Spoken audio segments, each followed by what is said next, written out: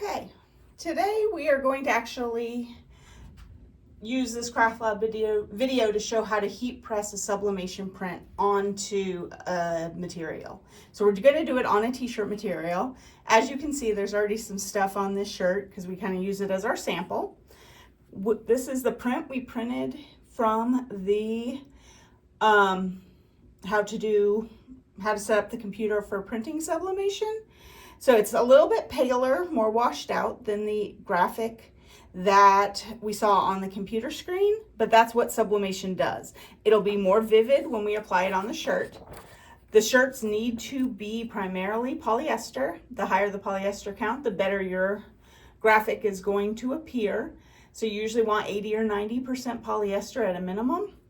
Also, sublimation only adds color. It does not remove it. So if you're using white, you're going to get the truest representation of the color that you saw from your original graphic. If you're using, like this one is gray, it's just going to make everything a little darker than it might otherwise be. Whatever color your shirt is will influence the color of the design.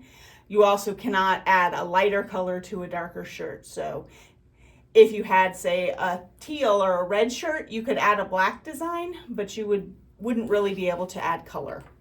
All right, so we're going to take our design. If you'll notice, the edges are torn. I do that so that we don't get that crisp line edge of the paper onto our shirt. All right, I'm going to put it onto the material.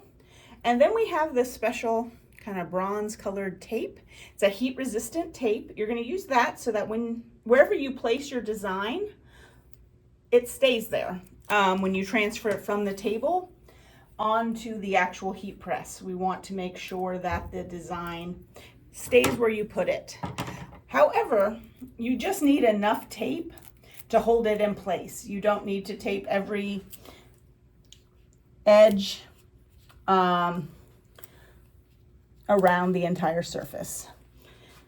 Depending on how small your design is, how intricate, how much it might move, you can just do the two sides. You can also do the sides, the top, the bottom. So here we go. Another little piece at the top and another at the bottom. You, however, don't want it overlapping your actual design because the tape is heat resistant. It won't let the heat transfer through as well. So if you run it like through your design, you're going to see those lines when you actually do the heat press. All right, I'm going to pause the video, and then when we come back, you'll be at the heat press. Okay, so to heat press our design onto our fabric, the heat presses are set to Fahrenheit. We do have on the whiteboard in the CraftLab some of the suggested times and temperatures for different material types, depending on sort of what you're doing. You can also always check the manufacturer's recommendations on whatever material you are applying something to. But so it will vary. If you have questions, ask one of the CraftLab staff, so myself, Kristen, or any of the students. For most t-shirts with sublimation, we're going to set it to 400 degrees at 30 seconds. So I need to click set. We're going to lower that time down to 30 and click set. We also want light pressure, so you should be able to easily open and close it with one hand. The crank at the back can tighten and loosen. All right, so we turn this out of the way. When you turn it, make sure the heat press is not hitting the cord because we don't want to melt that. Also, be careful with that whole surface of this heat press because it does get very hot and we don't want you to get burnt. If you're concerned, we do have heat resistant gloves in here as well. So we used the paper, so it's a butcher paper, underneath and on top. When we're doing sublimation, it helps protect our material as well as from getting sublimation ink on our actual equipment. But we use the butcher paper because it helps absorb some of the moisture, because moisture kind of is one of the things that makes your sublimation prints go kind of wacky and not look as good as you'd like them to. Okay, so we're gonna take this, press it, and start our countdown. Once it runs through the time, it's gonna start to beep. We'll release the handle, turn it around, and we can pull off our press.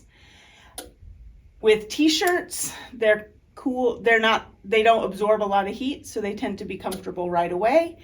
If you are doing keychains, metal, things like that, you're gonna wanna let it cool down before you go and touch it. All right, it starts to beep. If I hit the down arrow again, it's gonna stop the beeping. Release this, turn it around. I can pull this off. When you go to pull your sublimation, you want to kind of lift it quick and pull and not have it set back down on our surface, because that can lead to a ghosting where we see the image on top of it multiple times. So now our graphic is transferred to our shirt. It is immediately fully on there.